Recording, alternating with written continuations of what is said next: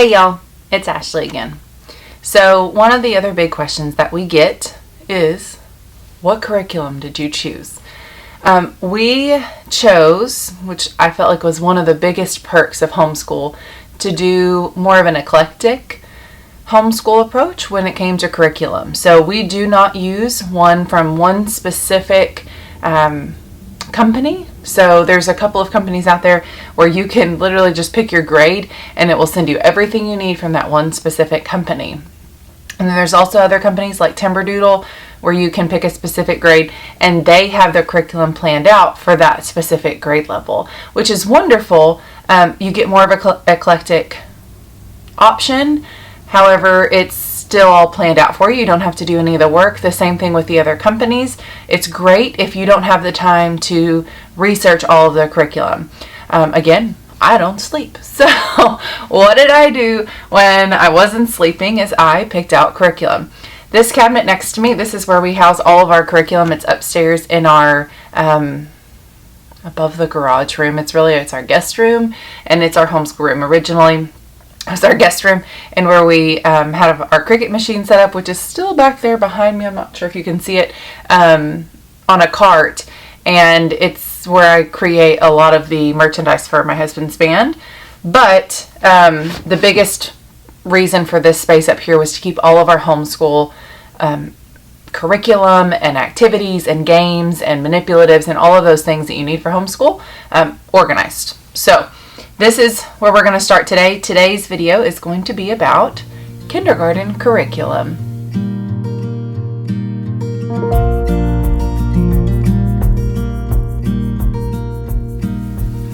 Okay, so grab a cup of coffee, and mine is almost empty, and let's get started. So we're going to talk about Blake's curriculum today, and Blake is 5.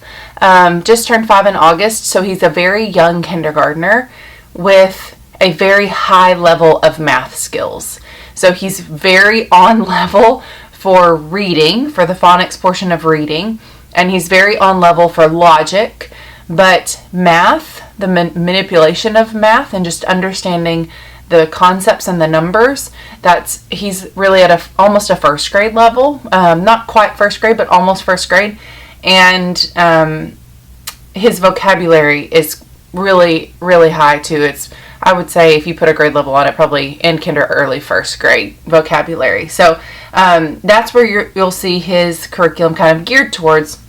One of the benefits of homeschool is gearing your curriculum choices to your child and really targeting their strengths to help build their weaknesses. And so that's what we've done with Blake, is that we spend the majority of our time with him on math and reading, and then we have another section where we spend on things like logic and science and some geography, not really history because I don't think that's necessarily appropriate.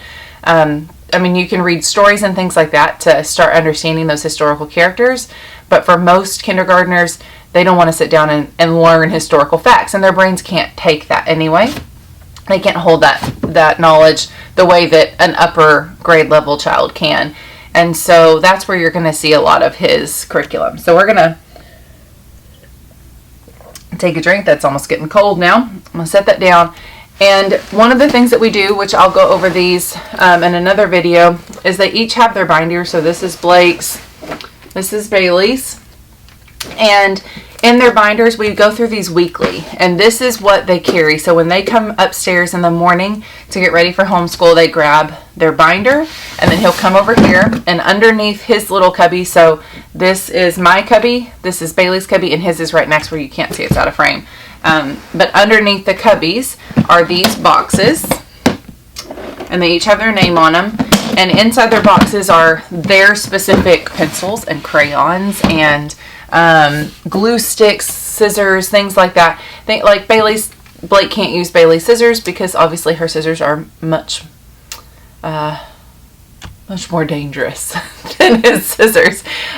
So it's his specific school supplies. Now we do have other things that are like on our art cart, which I'll show that also in another video, where those things are family based and so it's not one person's or the other's. They both use them, but these things are theirs, and so Bailey doesn't have to worry about Blake messing up her nice pencils and erasers and things like that, and Blake doesn't have to worry about not being able to find something because Bailey put it in her box or put it somewhere else where he can't find it. So anyway, so this is their weekly binder. So I go through on typically Saturday mornings, and I clear out this binder, and then I grab a cup, maybe 2 cups of coffee, and I go through each week and pull out the week's work. So let's start with, I guess, handwriting, because it's the first in his little box.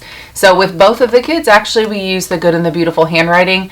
This is actually the second handwriting book Blake has done this semester or this school year already. We started with their first one, which was called Doodles and something. I can't remember exactly what it was called, but it's a purple, and it's also a small book like this, which I'm not crazy about. From what I've heard, if you buy the digital version and you print it, you can actually print it in a larger, like 8.5 by 11. I think I would prefer that than this, because when they're writing, as you can see, I've already ripped out some of the pages because he started this one last week. So when they're writing, and I'll pull this up where you can see it, the letters are, ooh, that's really bright. It's not wanting to focus, is it? Okay. So the letters are really small. So it's not a, I mean, it's great because he's getting, you know, a more fine motor task where he's really having to control it. But when we're just working on letter formation, which is where he really is, writing is not his strong suit either. Neither is coloring, where his sister that was something she started doing really, really young. It's just not one of his strengths, and so, which is pretty common for boys. So what we do now that we're working a lot more on letter formation and number formation, is one day during the week he does this, and the next day he'll do a follow-up lesson on the same letter that was gone over in his handwriting book, and it'll be in something like sand or shaving cream, things like that, so that he can actually draw out the letters. I think today they've picked chalk, and I let him pick whichever one he wants to do that day. And so that's where he'll go with that. His reading curriculum, we absolutely love, and he will probably continue this at least through next year, if not farther on down the line. This is called All About Reading. It's from All About Learning Press, and we do have the updated version. So let me show you the book that he's on. So it comes with 3 readers. So I'll just show you all of those. So these are the 3 readers that it comes with, and the updated version, the pictures are all in color, whereas in the old version the pictures are in black and white. It also comes with a teacher's manual, which is right here, and on this tile board behind me, or the magnetic board behind me, it's got a whole lot of little tiles. Now they do have a tile app where you can just download the app instead of buying all of the letters. I opted to do the letters because I wanted him to slow down and really have to be in control. Whereas I felt like with the app, he would rush through a lot of things because he plays on other apps. And we really try to use the iPad as a reward and not as a, specifically for him, and not part of his actual curriculum. So I didn't want to blur those lines for him.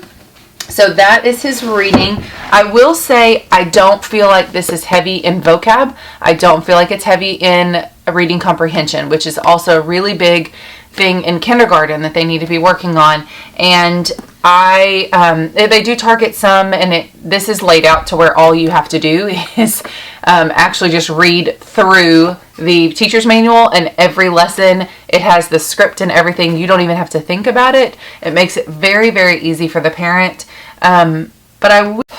Okay, sorry about that. My card was full again, so another little transition there. And I don't even remember what I was telling you. But we ended up ordering a separate vocabulary and a separate, or I wouldn't say it's a language arts. Well, I guess it is. separate language arts curriculum that's a little different than this. And so far we are loving the language arts curriculum. The vocab, I don't know that we'll order again next year. His sister's also doing the same vocab curriculum, just in a higher grade level. And the kindergarten one, I don't necessarily like the way it flows. And so, at least for me, I think it's a beautiful curriculum. And I think when we get to it, I'll show you.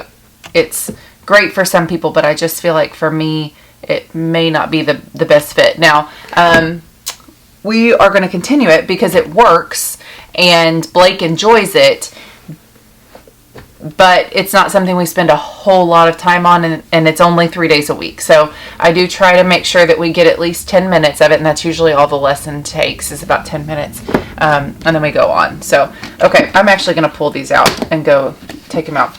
This is actually a book that I bought during Corona. I don't recommend it. We are running through it. It's okay for phonics. It's all worksheets. That's all it is. It's a very repetitive worksheet. So it's actually something Blake can do on his own. I just remind him whether he has to circle beginning or ending sounds, and he goes through and knows exactly what to do with it. So it's okay, but I wouldn't purchase it again. But we're using it because I had already paid for it. And so I just felt like it was an extra little bonus. So we're doing that. This is also something that he got for Christmas because it came with a bunch of the cool little scissors, I believe, or maybe it just came with one pair of scissors. But this was something he got for Christmas, not this past year, but the year before that, when he was really struggling with scissor skills. And basically it's a bunch of little sheets, and you just rip them out, and they have little lines on them to cut. He gets about one of these every other week or so. And if it's a puzzle one, then I actually let him cut them out, and then he glues them onto a large piece of construction paper. And it's just a fun little activity he can do when I'm working directly with Bailey. I would not say that's part of curriculum, though. There's a couple of other books in here that we just house. They're just things that have been in here for other things. Like this was actually something I bought for Bailey a long time ago, and to do during the summer, and we ended up not doing it. We ended up doing a different activity. Even when the kids were in public school, I still tried to do things during the summer just to keep the regression as limited as possible. And so that was just something I had bought for her, along with these other books. They were also the same thing. And so eventually we'll kind of go through those. This is a math book that is going to go really well with his new math curriculum, but I think that that's something that we'll do also in the summer, just to continue to make sure that we don't have any regression. We are doing a year-round homeschool. I don't think I mentioned that in the last video, but not a complete year-round. So we started in August, and we'll probably end in middle of June. So they will have about a month and a half, roughly, maybe 2 months, but not a full 3-month summer vacation where we aren't doing traditional school every day. What they'll actually do is just some little activities through that, just to keep those skills going. Okay. This is another one that we bought during COVID, and I didn't use, and so he found it and wanted to do it, and so it's just something we're doing. It's called Critical Thinking, but it's very science-based, and I will say that Bailey's also doing this specific one in the 4th grade. Yes, the grade 4 book, and hers is also very science, geography, history based. And so I think that that's just kind of how this is. So if you're looking at this one, at ordering this specific Skill Sharpeners Critical Thinking, this is the pre-K version. It tells you up here. I just got this on Amazon. If you're looking at ordering this one, just know that it's not traditional logic the way that I was thinking it was going to be. It is very like it's broken down into little units, and right now he's on trucks and planes and trains or something like that, and the last one was weather, and so it's broken down into kind of scientific units. So that's that, but we're running through it because he wanted to. I ordered these on a whim because somebody else on YouTube had suggested them, and honestly, I wish that I could send them back. I don't think that we'll use them. Luckily, they were both under $10. I think one of them was $6. So it's not like it's really that big of a deal, but it was a late night purchase. And so we may go through them, but there's a chance that we might not. And that is something that happens in homeschool. You may buy a curriculum, get started on it, and go, I don't like this, and you don't have to complete it. That's the thing. Don't feel like just because you spent money on it, you have to complete it. If it's really not making you happy or making your child happy, don't do it. I don't know. I haven't totally looked through these, so I can't say that we won't do them, but I can't say that we will either. So there's that. This is the new logic book. Blake is actually using the Kumon critical thinking and logic books right now. They were pretty cool. Those are like traditional logic books. He liked them. I will say that there are some tasks in one of them, and I don't remember which one, because we bought both, and so we started both, and they're 36 lessons, but we were doing almost a lesson a day, and so we finished them really fast. There's some that we actually skipped because I was like, this is not, like, it was difficult for it to make sense to me, and so I felt like if I'm having a hard time explaining it to him, then he's not getting the concept of it, and so we just moved past it. This is the new one. It was recommended by somebody else here on YouTube that also recommended the math, and I'm actually going to link her channel down below and the video for her math description over the curriculum that we picked for Blake's for math. But she had recommended this, and so I went ahead and ordered it, and I think I'm going to like this a lot for his next round of logic that we'll add to his binder next week. Now, math, we actually started on math lessons for the living education from Master Books. It is a good curriculum if your kindergartner doesn't have a strong math foundation. So I don't want to down it, but I will say we were able to fly through it. We did the entire 36-week curriculum in 8 weeks. So, but again, Blake is really, really strong in math. So please remember that. There are a lot of hands-on activities that we could have done, but I opted not to do it because he already understood it. And so I would ask him, hey, do you want to do this activity? And he was like, no, can we go on to next week? And so we would, instead of doing the way that Master Books breaks down, and you'll see this in Bailey's Language Arts, is that it's one lesson per week, and each lesson has 5 exercises.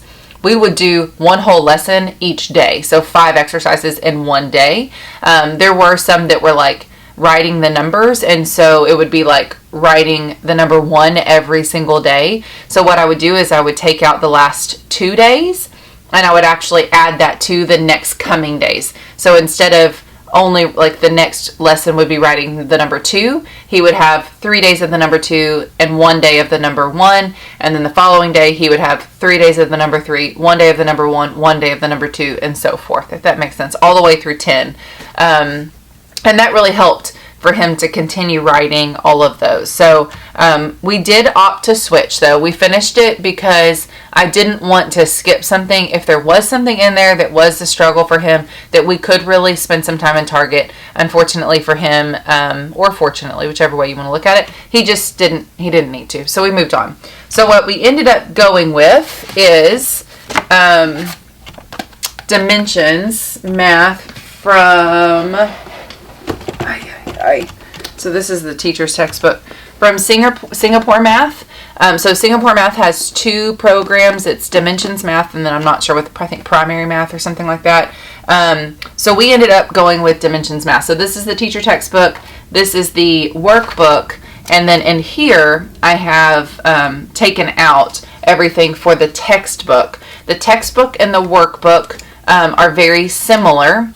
This is part of the learning, and then they move over to this to actually do some more additional work.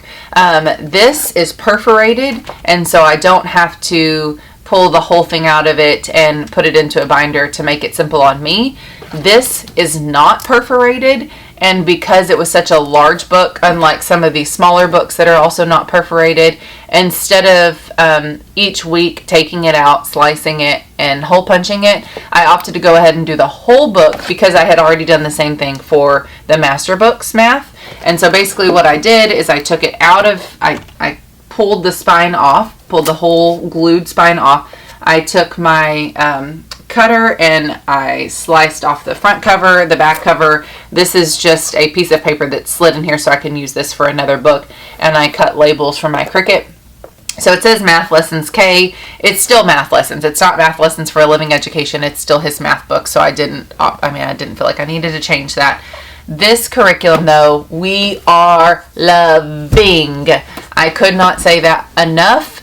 It's got a lot of manipulative use, but it's at a higher level. And so we're not just writing numbers. We're not just talking about shapes and sizes and things like that, which is a lot of master books. We are actually adding, and we are talking about manipulating things and using mental math and things like that, where he loves it. He is his father's son. So we are running with it. I love that he loves math, and I love that he really enjoys doing the hands-on learning. I think it's really beneficial for him. And so we are only on week 2 of this, but so far I am loving it. Now everything else, we are on week 9 of homeschool this week. And so everything else that we are using, we've been using for a long time now, so for 9 weeks, and I can attest that those are things that we'll be continuing to use. So the Good and the Beautiful Handwriting, we will definitely use that when he gets to the 1st grade. All About Reading, we'll use that as well. The Dimensions Math, I have a feeling that we're going to continue on with that. It also, I should say that, you see this KB, it comes in 2 semesters. I think it was geared more towards a actual school approach. And so there are some things in there that they're like large group and things. You can change it to where it is something you can do with just one-on-one, or if you do have multiple kids that you're, at that same grade level. But it does come in 2 semesters. And so we opted not to go for the KA. I watched a lot of videos on the KA lessons. I looked through the whole scope and sequence, and I looked at everything, and he was at the level where he was done with that. And this is a great start. And so he understands the concepts of the beginning of this really well, but how they teach it so we missed that in KA because we opted not to do that one. So that's a great thing that he understands the concept. So now he's just learning how to answer the questions and things like that in the format that they're asking in the specific curriculum. So that's been really beneficial. For Bible for him, we are using the Jesus Storybook Bible, and then we read this 3 times a week. We read a new chapter, and the following day we go back and discuss the chapter that we read. So on Monday, like today, today's Monday. Today we're going to read the present, and then tomorrow we'll go back and we'll read the scripture that is in the beginning of this in his actual Bible. We'll find it in his Bible, and that way he's practicing looking for specific scripture. And then we also talk about the concept and if there's any character traits. That's how I'm targeting character right now with him. I thought about doing a character curriculum, and I felt like right now it was just one more added thing that I would feel like was on a checklist, and so we just target it through this for now, but eventually we probably will do some specific character. Now and that doesn't mean, we also do have some character books that are very specific to, this is just a storybook that's very specific to things that are Blake related, if we can say that. So this is called But It's Not My Fault, which is a very kindergartner thing to say, but it is something that he says. He will say, but I didn't do it. It's not my fault. Well, do you remember what our book says? So the only other thing that I wanted to show you that we are doing, well, I take that back. We have 2. So this is the art curriculum that we're using, and I love this. It comes with a CD inside. And so every few lessons, there's actually a video for them to watch. This is the very first one in the K through 3, and I'm actually doing it with both kids, and they love it. It is not under level for Bailey, who is an art lover and loves to do anything art and is a a beautiful artist, but she likes this because she really gets to be as creative as possible, and the skills that they're teaching in this is the topics of using specific mediums, as well as there's some art history in here, and so just the discussion of art history. So we really like this curriculum. I actually already have the second book for it too. We're going to do this one next year because we're spending the whole semester next semester on Egypt, and so we have a huge thing planned because well, most of you know why, so we'll just go with that. And oh, look, it fell to the back, so that's why I couldn't find it. So this is the this is what we're using for Blake's language arts, and it's called 5 in a Row. And if you haven't heard of it, it's basically a set of picture books for his age, where you read it every single day for 5 days in a row, and then throughout that 5 days you're also doing activities to target specific topics like geography and even math, science, social studies, art, language arts, and reading comprehension. And is there something else I'm missing in there? Another subject, I'm sure. I can't think if I'm missing something. Let me look. Science, I think I said that already. Health, and social studies for history and geography. So both sides of that, and just about the culture and the actual social study, the study of that socialization. So anyway, this is the actual textbook. You don't actually have to have the textbook to do this curriculum.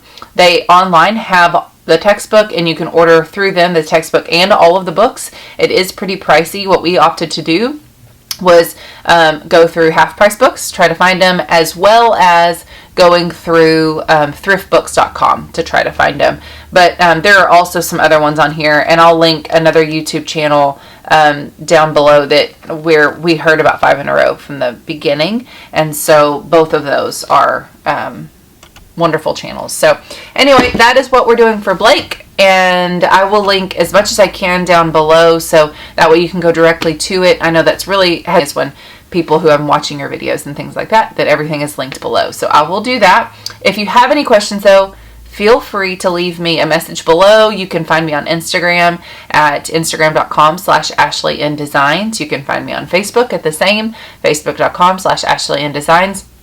And then our blog is also ashleyindesigns.com, where you can also send me an email through there. So feel free to ask me any questions that you have. And I hope you guys have a blessed and wonderful Monday, and have a great week.